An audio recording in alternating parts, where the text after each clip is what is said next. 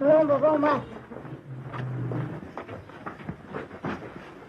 خیلی جورت با مامانت جور شده. پسر گلم تو باید بگو ببینم تو منو بیشتر دوست داری یا مامانو؟ هم شما رو هم. کلم تو نه رگ داری نه عاطفه. حرفایی که به تو زدم به سنگ زده بودم آب شده بود. این افراد خودشیفته اصلا به هیچ عنوان قبول نمیکنن حرف کسی دیگه و فقط میگن حرف من درسته، باید نیازهای من فقط برآورده بشه. دنبال راهکار نیستن، دنبال این نیستن که بهشون بگی چه کار بکن چه کار نکن. کوچکترین انتقادی حال این افراد رو بد میکنه.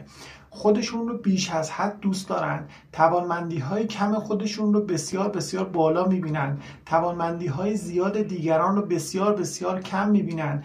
اگر کسی موفق بشه موفقیتش رو نمیبینن یا مسخره میکنن، توهین میکنن، کوچیک میشمارن اون موفقیت رو. و اگر هم ما در مورد موفقیت اونها باشون صحبت بکنیم به هیچ عنوان قبول نمیکنن و حتی ممکنه به ما هم توهین میکنن. این افراد به شدت کنترلگرن چون از درون دچار ضعف هستن دیگه. ضعف خودش رو این مدلی پوشش میده. چجوری پوشش میده؟ که من خودم رو در معرض دیگران خوبتر جلوه بدم. یک جبران افراطی. حالا شما با خودشیفته ها که صحبت بکنید میبینید به شدت ضعیف هستن، به شدت ناتوان هستن، به شدت یک کار ساده رو هم نمیتونن انجام بدن. باور ذهنیشون این هست که من اگر نتونم درست راه برم میزنم پای تو رو میشکنم. دنبال این نیستم که برم خودم درمان بشم، خودم یه تغییراتی در خودم ایجاد بکنم و خودم موفق بشم. به جای اینکه من از پله ها برم بالا تو رو از پله ها میکشم پایین که با کنترلگری و تمسخر و توهین کردن به دیگران خودش رو نشون میده. الو فرشته با کی حرف میزدی؟